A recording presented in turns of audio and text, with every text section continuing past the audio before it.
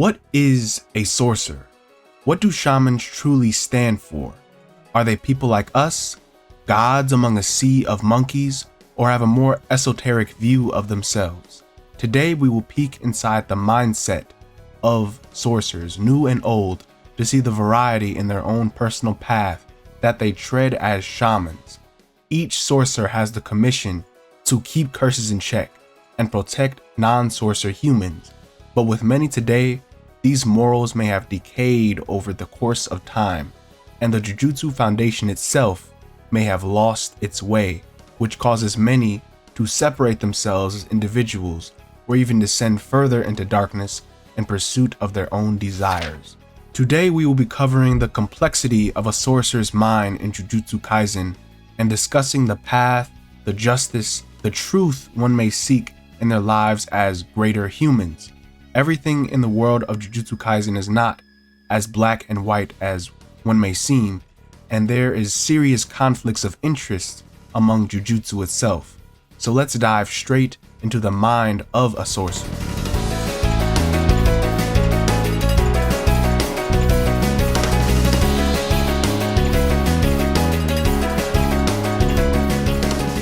When you think about Jujutsu as a whole, do you think that Jujutsu sorcerers are, in a sense, good? Because the answer is that they are not really anything, good or bad. There is a gray area that they fit in the moral spectrum. Every sorcerer will have to find their meaning. Since Jujutsu's inception, Lord Tengen has set out the foundation and the principal course shamans should make. Jujutsu exists to exercise curses and protect non-sorcerer humans. You are not a Jujutsu sorcerer if you do not follow these rules. One who uses this power for his own desires or to even kill his fellow human has no right to be aligned with the sorcerers and are considered curse users, shunned by the Jujutsu world. But some actions are simply the result of one's wish to be free. On the other hand, we have righteous, selfless shamans who will do everything in their power to save their allies and uphold their creed as sorcerers. And this is the struggle. This is the internal war sorcerers have cursed themselves with since they have realized their power. Jujutsu sorcerers are not heroes fighting for justice. No one can truly judge them. So we have those who stick to a path of righteous selflessness, those who lawfully get by with little or no strict morale, those who selfishly tread their way, whether by saving others or gaining power, and those who take hold of their hunger, fueling their own desire. So let's look at the decay of Jujutsu and the gray area these sorcerers and alike follow. The first mindset we consider is one that is righteous and selfless, and this is actually my favorite type of sorcerer, my favorite mindset. Not to be mistaken for weakness, having a righteous, high-minded outlook as a shaman is actually very strong and noble. I'd even argue ones that we wouldn't even consider good, like Geto Suguru, or those not even human like Jogo, are extremely selfless because they chose their ambition even when they themselves will die. They fought not just for themselves, not just for their future, but the future of their people. But to consider ones who we would actually consider good, Jujutsu sorcerers should really have the core mindset to be selfless. Many shamans risk or lose their lives protecting humans and their allies alike.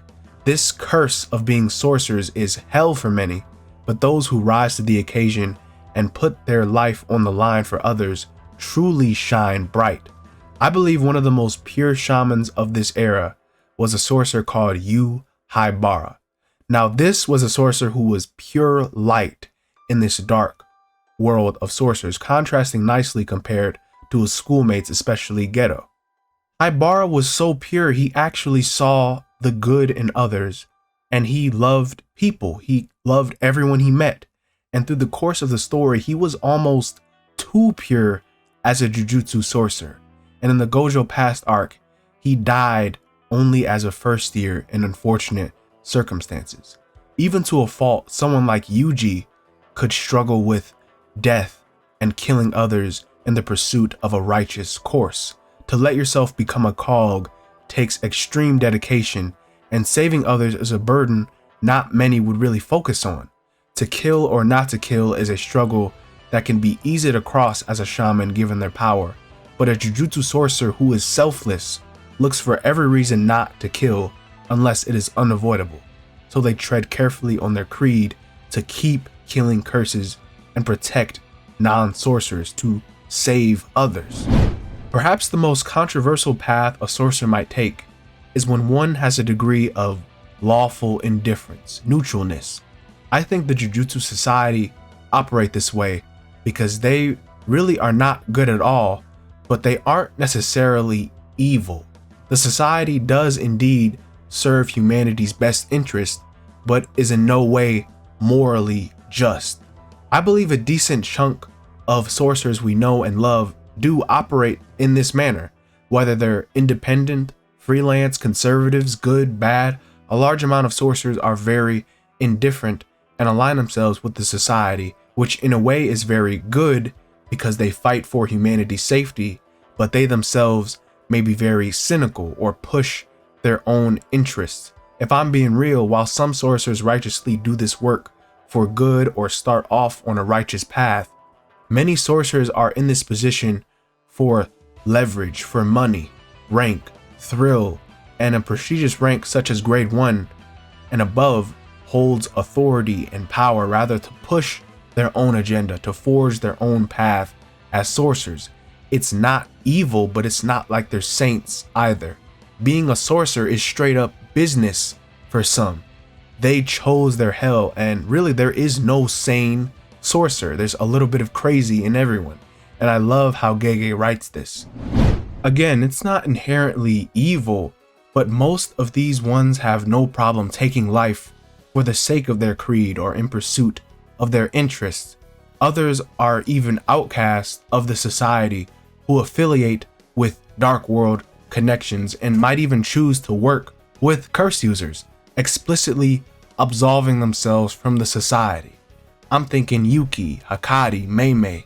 They just operate just within the bounds of what the society tolerates, almost too ambitious as sorcerers, and more often than not they will clash with the higher ups on things where they fly solo on matters.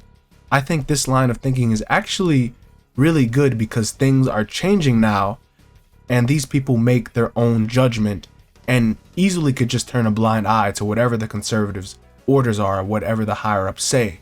It's really subjective because some have higher morals than others, but they all share a tad bit of neutralness on their path. And people change, sorcerers mature. Whatever someone might have felt before the dark times hit as sorcerers, they must have matured and realized you can't save everyone. You can't narrow yourself down to such a shallow viewpoint that there is only good and evil. Each sorcerer has to make their own way and choose what course to follow. As long as you live, don't stop moving. The next penultimate path is when one opts to become selfish, to harden their heart and understand fully what their power yields. Now, this is reserved for sorcerers who have their own version of justice that they see through.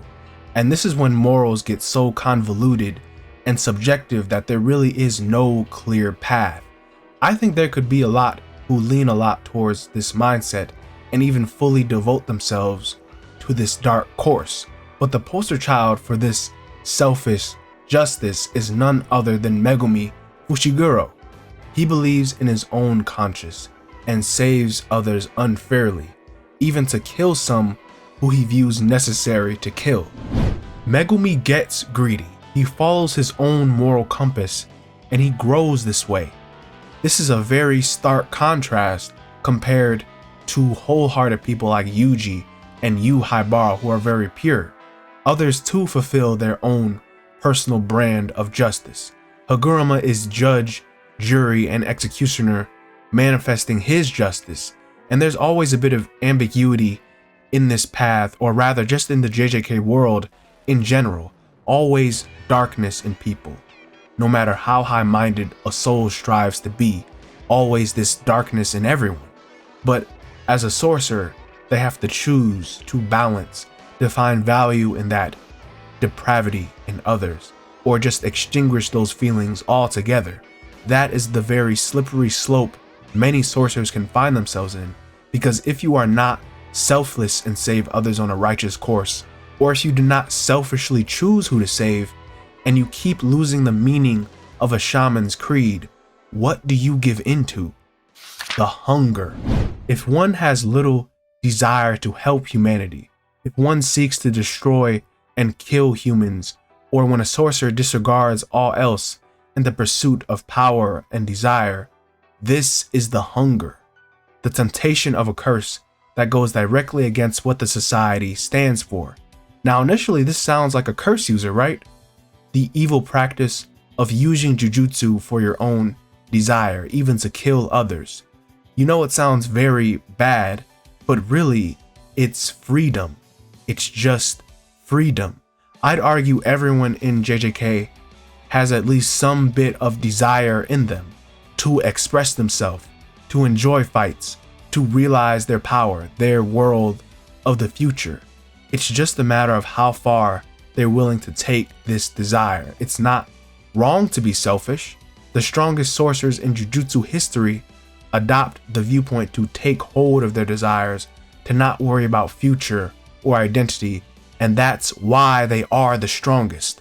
The only reason Gojo was really sealed was because he remembered. He looked back at his regret, who he couldn't save. Sorcerers have to balance their feelings, actually in a literal sense, to control negative cursed energy and emotions. So you can have ones who are so corrupted and view themselves so highly, like they are gods among monkeys. Or you could have ones who are both selfless, pure, yet dark, like Yuta Okotsu, who will protect others and he knows he can't save everyone, but is willing to kill, yet also willing to spare and save lives, because he has that power and freedom to choose who he wants to be and how to use his curse. I really like the way Gege is setting up today with the Culling games, because all the players for the most part are growing and thriving from the reincarnation and their new powers, because they have the desire to fight and the desire to live for the future. Most of them kill and have regret and seek self-preservation, but it's very interesting to see how the evolution of the games makes the sorcerers respond, and it's not just black and white all the time for everyone. Killing is something that is being chosen, and it brings out a lot of humanity in our cast. Everyone has a bit of every quality in them, and it could be used for evil or freedom or good or bad, but it's really up to the sorcerer who they save, why they save, or what path they lead. Mindset is incredibly important for a sorcerer, as they have to live in this hell of curses and witness calamity. They will see the ugliness in their fellow sorcerer and the ugliness in the humans they save as well. Whether they treasure or disregard this weakness is kind of their mission. Being a sorcerer is extremely tough, and a lot of characters just do not make it in this world. But this new generation is really something special in how they lead their lives and what it means to be a Jujutsu sorcerer.